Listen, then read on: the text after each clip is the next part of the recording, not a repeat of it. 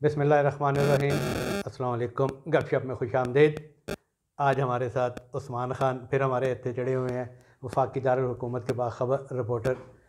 मियाँ साहब, आप पैगाम दे दें ताकि आगे फिर गुफ्तगू, आज उस्मान है तो आज ज़रा थोड़ी सी गुफ्तगू भी लंबी होगी, और ज़ाहिर है कि सारे मुल्क में जो हैजान की सी कैफियत है और वो अदलिया की पैदा की हुई है। जिस शख्स से भी बात करो वो तो आगे से कहता है जी गंद पड़ा हुआ है। तो भाई ये गंद कौन साफ़ करेगा? तो मेरा ख़्याल यही वो मौज़ूआत हैं जिससे हम उस्मान साहब से रहनुमाई हासिल करेंगे कि भैया ये वाकई क्या गंद जो है वो अदलिया का फैलाया हुआ है, सियासतदानों का फैलाया हुआ है, इस्टेब्लिशमेंट का फैलाया हुआ है, या कोई और नादीदा कुव्वतें हैं? तो मैसेज दे दें, फिर उसके बाद हम आगे चलते हैं। जी बिस्मिल्लाहिर्रहमानिर्रहीम। प्रोग्राम गपशप में खुश आमदेद। सबसे पहले तो मैं अपने नाज़रीन से रिक्वेस्ट करूंगा हमारे चैनल को सब्सक्राइब भी करें, उसके साथ साथ जो बेल आइकन है जिसे घंटी और टल्ली भी कहा जाता है उसका बटन एक दफ़ा ज़रूर प्रेस कर दें ताकि हमारे वीलॉग आपको बर वक्त देखने को मिल सके। तो जी खान साहब, उस्मान से पूछते हैं कि उस्मान क्यों ये सब लोग कही जा रहे हैं कि ये सारा जो बहरान है ये अदलिया का पैदा किया हुआ है, और सियासतदानों को उतना कसूरवार नहीं ठहरा रहे। अब तो इस्टेब्लिशमेंट वाले भी जो हैं, जो साबकीन हैं, वो भी अपने आप को ज़िम्मेदार नहीं करार दे रहे और अदलिया की तरफ ही इशारा कर रहे हैं। तो क्या वाकई ये सारा जो कुछ इस वक्त मुल्क में गंद फैला हुआ है और जो हैजानी कैफियत है वो अदलिया की पैदा करता है? बहुत शुक्रिया फ़ारूक कैथल साहब या सोहेल इकबाल साहब। देखिए, जिस माशरे में इंसाफ ना होना खान साहब, वो माशरे पनपते नहीं है, और इसी किस्म के मसाइल का सामना करना पड़ता है जो इस वक्त हमारी सोसाइटी को करना पड़ रहा है। हर शोबा, हर शख्सियत जो बड़े ओहदों में बैठे हुए थे एक्सपोज हो रहे हैं, और बिल्कुल अदलिया को अब हिसाब देना पड़ेगा। और जो गंद डला हुआ है, अब देखें ना, जैसे टेप्स का जिक्र आ रहा था कि जी वो कल भी आपने जिक्र किया था मलिक कयूम ने कि जी, और शहबाज शरीफ की टेप आई, और अब वही आपको अपनी भी गंद साफ़ करना पड़ेगा। ये तो अब तय कर लिया है हुकूमत ने भी, और शायद जो ज़िम्मेदार इदारे हैं उन्होंने भी, कि हर बंदा अपना बोझ खुद उठाएगा। लेकिन जिसके इदारे में ख़राबी है उसको खुद, जो अगर निशानदेही हो रही है उसका, उसके सरबराह को एक्शन लेना चाहिए उस इदारे के, और ये अपना गन साफ़ करना चाहिए। मेरा इशारा चीफ़ जस्टिस ऑफ पाकिस्तान की जानिब है, अता उमर अता बंदयाल साहब की तरफ, कि उनको भी यही मैसेज है कि आपकी मदद किसी ने नहीं करनी। अगर आपके इदारे में से इदारे बतौर इदारा या कुछ बैठी हुई शख्सियात, उनके को मामलात सामने आ रहे हैं तो वो आपको एक्शन लेना पड़ेगा, वरना सोशल मीडिया तो नहीं छोड़ेगा जी किसी को भी। और लोग जिस तरह बोलते हैं, अगर हुकूमत को इतना लताड़ते हैं हर दौर में, तो अब अदलिया की भी बारी है। इस्टेब्लिशमेंट के साथ भी जो कुछ हो रहा है, वो तो बात ठीक है, लेकिन ये जो हुकूमती इदारे हैं वो भी कुछ कर रहे हैं या नहीं कर रहे? देखें ना, आप सोशल मीडिया उठा के देख लेते हैं। आप फ़ौज की क़यादत से सियासी मामलात पर इख्तलाफात कर सकते हैं, लेकिन वो आपकी दफ़ा की दामन है। लेकिन उसके बारे में जो कुछ जिस तरह की गुफ्तगू की जा रही है, जिस तरह अदलिया के हवाले से की जा रही है, पॉलिटिशियन तो बेचारा हमेशा से सॉफ्ट बैली था, उसके तो हमेशा से ही कपड़े उतरते रहे हैं, लेकिन अब तो इन सब के कपड़े उतर रहे हैं। देखिए, जहाँ तक इस्टेब्लिशमेंट बात है या उस इदारे की है या उनकी शख्सियात की है, ये तो तय हो गया है कि जो बैरून ममालिक में लंदन और अमेरिका में मुजाहरे हुए हैं, हाफिज़ साहब की तस्वीरें लगा के, और बाद आप बाकायदा तौर पर गालियाँ दी गई, जिस किस्म की गलीज़ मुहिम चलाई जा रही है, उसमें तो ये अब वो इदारे के लिए रेड लाइन है जो उनके चीज़, तो इसमें तो ज़ीरो टॉलरेंस है। उसके बाद आप देख भी रहे हैं कि जिस तेज़ी से एक्शन हो रहा है, और हुकूमत जो है वो बड़े मज़े में है। गो के माशी मुश्किलात हैं, लेकिन शहबाज शरीफ जो है वो शहर शहर फिर रहे हैं, पंजाब में आटा मुफ्त बांटते फिर रहे हैं। कल भी उन्होंने 3 शहरों में जाना है, तो वो तो चल कर रहे हैं, और इदारे उनको टास्क दे दिया गया है कि जी ये रेड लाइन है, यहाँ से अगर जो भी क्रॉस कर रहा है उसको नहीं छोड़ना। और आज जैसे पीटीआई के लोग चीख रहे हैं जी कि हमारे 1600 लोगों को उठा लिया, और बहुत सारी चीज़ें ऐसी हैं, हम देख भी रहे हैं। मियाँ साहब, आप बड़ा ये सोशल मीडिया फॉलो करते हैं, बड़ी खामोशी से छाई वो हुई है वहाँ पिछले पे। 2-3 दिन से तो सोशल मीडिया बल्कि पे बिल्कुल खामोशी है। ये इसका मतलब ये है कि इदारों की तरफ से एक्शन हो रहा है। हाँ, इवन ये जो है इनका, ये आज जैसे रात को जलसा भी होना है, उस हवाले से भी कोई इनका कोई ट्रेंड, वरना चल रहे होते हैं ना, चलो चलो फलानी जगह चलो, मीनार पाकिस्तान चलो, ये डेरोगेटरी वो नहीं चल रहे, मीनार ऐसे। पाकिस्तान जाने के तो चल रहे हैं, लेकिन डेरोगेटरी नहीं चल रहे। हाँ, वो जी, वाले बिल्कुल इसका गायब है मतलब जो। ये है कि वो एक टारगेटेड कंपेन थी सारी की सारी, और बाज़ाब्ता तौर पे वो चलाई जा रही थी एक पार्टी की तरफ से। जिस तरह से वो अगर मुशवानी का जिक्र हो रहा है कि बहुत सारे अकाउंट जो है वो उनकी तरफ से जब पासवर्ड उनसे ले लिया गया तो पता लग गया कि जी ये बहुत सारे फेक अकाउंट एक ही जगह से तैयार हुए हुए, वो मुख्तलिफ दुनिया से एक ही कंटेंट जो है उनको भेजा जाता था, और वो आगे से वायरल होता था। अब वो एक जैसा कंटेंट जो है वो आज ये 24 घंटे में तो देखने को नहीं मिल नहीं रहा कि मिला, सोशल बिल्कुल नहीं मीडिया के मिला ऊपर। तो ये मेरा ख्याल है एक हिजानी कैफियत में बड़ा अच्छा हो जाएगा, एक खुशगवार मैं कहता हूँ माहौल बन जाएगा कि अगर इस तरह की सोशल मीडिया के ऊपर कैंपेन्स जो है वो बंद हो जाएँ, तो लोग भी जो है सुकून से ज़रा वक्त गुजार नहीं, ये आप बंद होने की तो बात कर रहे हैं, सोशल मीडिया पे इस किस्म की कंपेन्स बंद हो जाएं, तो ये तो आप इसको एंडोर्स कर रहे हैं, ये जो पकड़ दकड़ हो रही है। देखिए इदारों का काम है, और इदारों की तरफ से जो मतलब मैं चूँकि रिपोर्टिंग कर रहा हूँ, जो हम तक इतलात आ रही हैं उसके मुताबिक तो यही है कि FIA ने बहुत सारी चीज़ें उनको क्लू मिले हैं, साइबर क्राइम वाले जो हैं वो बहुत करीब तक पहुँचे हैं इन चीज़ों में, और ये जो प्रोपेगेंडा एक हो रहा था और स्पेशली जो आर्मी चीफ़ के हवाले से जो कही जा रही थी चीज़ें, उसके ऊपर ये सारा एक्शन हो रहा है। तो ये बाज़ाब्ता तौर पर उनकी तरफ से डिटेल जो है आपके सामने कुछ दिनों बाद आ भी जाएगी जब उनके ये ऑपरेशन कंप्लीट होता है तो। अच्छा, मियाँ साहब का कल ये कहना था, इसी पे हमने गुफ्तगू भी की थी सोशल, इससे पहले इन्होंने ये बताया था कि वो नादरा से कोई रिकॉर्ड लिया था, वो जो नौजवान प्रोग्राम है उसके तहत वो टाइगर फोर्स के लोग थे जो सारे ये इस मुहिम में भी शामिल होते थे। ये बाज़ाब्ता तौर पे उनके पेड एम्प्लॉय थे ये तमाम के तमाम लोग, यानी एक सैकड़ों लोग जो है वो APP के सोशल मीडिया में भर्ती किए गए थे। इसी तरह अभी जो सिक्योरिटी जो वहाँ ज़मान पार्क में हो रही थी और जो चीज़ें कर रहे थे वो GB गवर्नमेंट में जो भर्ती हुए लोग हैं वो कर रहे थे। फिर कोई 150-200 लोग जो है इन्होंने पेशावर से खैबर पख्तूनख्वा गवर्नमेंट में जो थे सोशल मीडिया के लोग वो फारिग किए हैं। तो ये इस्लामाबाद में अभी भी सुना है कुछ लोग हैं ऐसे, शायद हुकूमत डर रही है या वज़ीर इत्तलात साहिबा कुछ इनके खिलाफ एक्शन नहीं ले पा रही हैं, तो बाकी इदारे जो है वो तो एक्शन ले रहे हैं और उनकी तरफ ये अदारों की बात कर रहे हैं, नज़र आ रहा है। अदारों की आप बात कर रहे हैं, ये आपने बात की है सेल्फ अकाउंटेबिलिटी की, तो ये सेल्फ अकाउंटेबिलिटी आप समझते हैं ये हर अदारा जो है अपने अपने उसमें जो है कोई खुद एहतसाबी कर सकेंगे? इससे पहले भी जो है हमने देखने में आया है हर अदारे में कहीं ना कहीं जो है इस किस्म के लोग होते हैं जिनके वाकई समझते हैं पे एहतसाब की ज़रूरत होती है, मगर जब कोई एहतसाब की बारी आती है तो वो एक अदारा, इंस्टीट्यूशन या इवन आप जर्नलिस्टों को ले लें, वकला को ले लें, डॉक्टर्स को ले लें, तो वो सारे जो हैं वो किसी का भी एहतसाब होना लगता है तो वो सारे इकट्ठे गैंग अप हो जाते हैं। तो ये आप कैसे समझते हैं भाई ये खुद एहतसाबी हो सकेगी? देखिए अब सियासी जमातों का जो स्लोगन है ना, स्पेशली मुस्लिम लीग नून का, पहले था कि वोट को इज़्ज़त दो, वो नारा तो और नैरेटिव जो है वो इमरान खान ने चोरी कर लिया है और वो अब ये बात कर रहे हैं और मुस्लिम लीग नून इससे आगे चली गई है। अब उनका नया नारा ये है मुस्लिम लीग नून और स्पेशली मरियम का कि पहले एहतसाब फिर इंतखाब।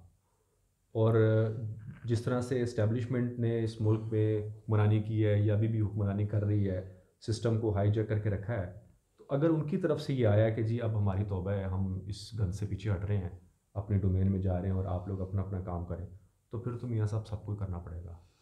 ये जो नारा आप कह रहे हैं कि पहले एहतसाब फिर इंतखाब, ये तो 78 में जो है वो खान अब्दुल वली खान ने लगाया था और उसके बाद फिर जो है वो आयत पढ़ के उन्होंने 90 दिन वालों ने 9 साल 11 साल लगा दिए, और अगर इस मुतालबे पर अमल हो गया तो इधर तो पूरा कुरान हिफज है।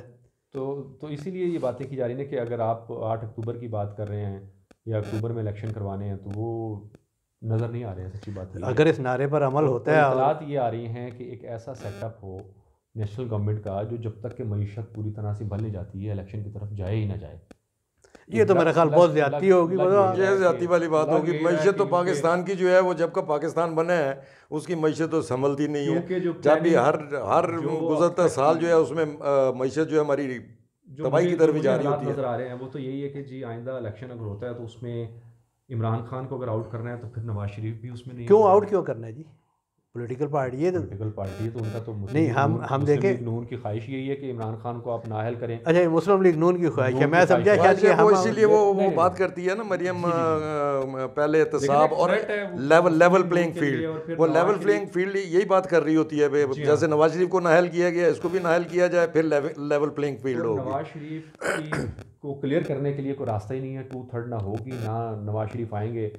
एक ही रास्ता है कि सुप्रीम कोर्ट जो है वो खुद अपने किए हुए इस गंद को भी समेट ले, जिस तरह बाजवा साहब कह रहे हैं कि ये तो बड़ी ज़्यादती हुई थी उस टाइम, और PTI के भी बहुत सारे लोग, शाह महमूद कुरैशी ने भी जुमला कहा कि नवाज शरीफ के साथ। तो अगर इस तरह के फैसला जब तक रिवर्स नहीं होगा और नवाज शरीफ यहाँ के इलेक्शन कैंपेन नहीं चला सकते, इलेक्शन लड़ नहीं सकते, उस वक्त तक तो मुस्लिम लीग को फायदा। वो तो इस चक्कर में हैं कि इमरान खान या तो नाअहल, और अगर अहल होना है तो फिर सारे अहल हों, उसमें जहांगीर तरीन को भी अहल किया जाएगा। और आने वाले दिनों में आप देखेंगे कि जहांगीर तरीन एक पॉलिटिकली अहमियत इख्तियार करते आपको नजर आएंगे। मौक़ा तो देखो जी, सियासत में सबको मिलने चाहिए और किसी पर पाबंदी नहीं होनी चाहिए, ये हक अवाम का है।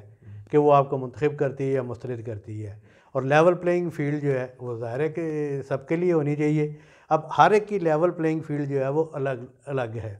अब देखें ना, वो सदर मुमलकत ने भी जो है रात भी वो धमकी दी शहबाज शरीफ को, और फिर उसके बाद जो है वज़ीर दाखिला ने शायद असम्बली में कहा कहीं और का है कि इसकी औकात ही क्या है। उन्होंने उसका ख़त का वो असल में जवाब दिया और वफाकी हुकूमत ने इन सब को जवाब देने के लिए टास्क जो है वो राना सनाउल्लाह को दिया हुआ है। राना सनाउल्लाह जो है इमरान खान का जवाब भी वही देंगे, आरिफ अलवी को जवाब भी वही देंगे, और बाज़ाब्ता तौर पे वो आप समझें कि वफाकी हुकूमत का रिएक्शन है जो राना सनाउल्लाह साहब ने स्टेटमेंट दिया है, जो ख़त लिखा गया और उसको गैर आइनी इक़दाम करार दिया कि आपकी ये बनती नहीं है हदूद, तो आप अपनी हद से बढ़ के आगे, औकात से बढ़ के आगे आप काम कर रहे हैं। देखो ना, इमरान खान जो है वो अपोजिशन के साथ बैठने के लिए तैयार नहीं है। कहते तो हैं कि मैं बैठूंगा, लेकिन ज़ाहिर है वो आगे से अपने वफद को कर देते हैं, अपने वो सेकंड कमांड को कर देते हैं। ये तो कोई सीरियसनेस नहीं है। इस्टेब्लिशमेंट का आप कह रहे हैं कि वो कह रहे हैं कि जी हमने कुछ नहीं करना, आप लोग आपस में करें।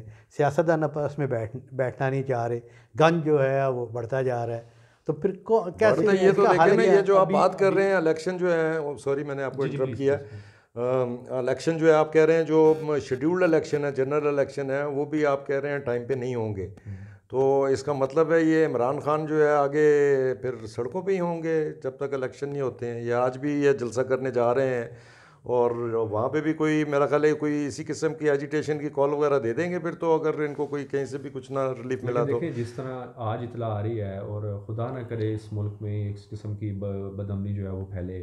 आज भी ये बताया गया है कि जी 3 से 4 दहशतगर्द जो है वो पाकिस्तान में दाखिल हो गए और इमरान खान साहब की जान को सबसे ज़्यादा ख़तरा है।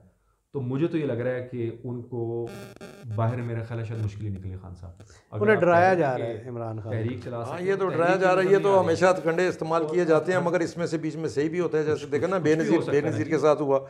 अदरवाइज ये जब इमरान खान की गवर्नमेंट थी और जब यही PDM जो है जब जलसे कर रही थी, तो जब भी जलसा इन्होंने करना होता था रोज़ एक थ्रेट अलर्ट जारी हुआ होता था। अभी भी थ्रेट अलर्ट जारी कर दिया है, इसी तरह ही है। लेकिन मेरा ख्याल है कि टाइम आपका मैंने ज़्यादा ले लिया है। जाते जाते खबर यही है कि अदलिया अपनी खैर बना ले जी। आने वाले दिनों में जो ज़्यादा टारगेट होगा वो अदलिया की तरफ होगा।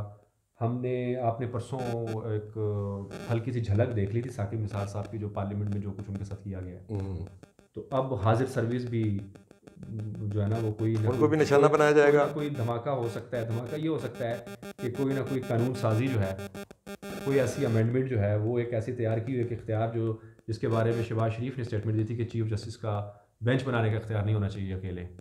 इस किस्म की कुछ मतलब ये जो बातें की जा रही है कि उनका इख्तियार जो है उसको कम किया जाए। ये जो बातें की जा रही हैं और वाइब्स भी आ रही हैं कि पार्लियामेंट जो है वो अपने पाँव पर खड़ी होगी और तमाम अदारों को अब जो है सुप्रीम अदारे के आगे सरेंडर करना होगा, सरनगू करना होगा। और देखें ना कितनी बदकिस्मती होगी ये सुप्रीम कोर्ट की भी, और उनके लिए भी शर्म का मुकाम होगा सबके लिए ही कि कोई फैसला ये दे रहे होंगे और उसके ऊपर अमल ही नहीं हो रहा होगा।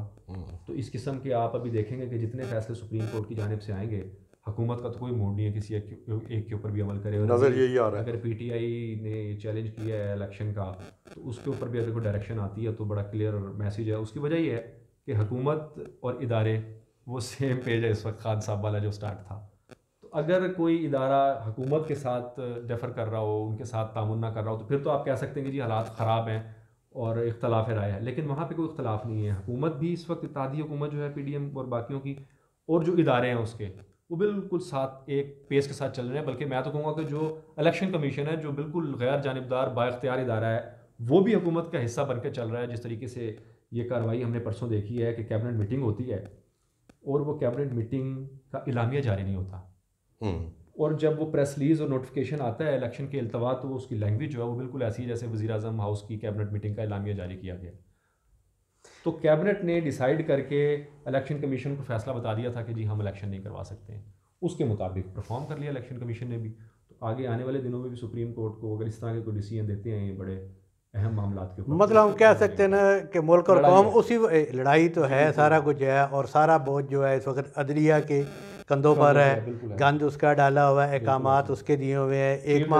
एक मामले में वो कोई फैसला देते हैं कि जनाब मुनरफ अरकान के वोट जो है वो गिने नहीं जा सकते। दूसरी कोर्ट कहती है जी चीफ साहब के बारे में कह रहे हैं, चीफ जस्टिस के बारे में कि जब तक ये तमाम अदारे अपने अपने आइनी हदूद में नहीं चले जाते और जो सबसे सुप्रीम अदारा है पार्लियामेंट उधर सरेंडर नहीं करते, उसके सिवा बात आगे नहीं बढ़ सकेगी। पार्लियामेंट वालों को भी ज़रा अपने गिरबानों में तो झांकना होगा ना, मतलब इतना कमज़ोर क्यों किया हुआ है?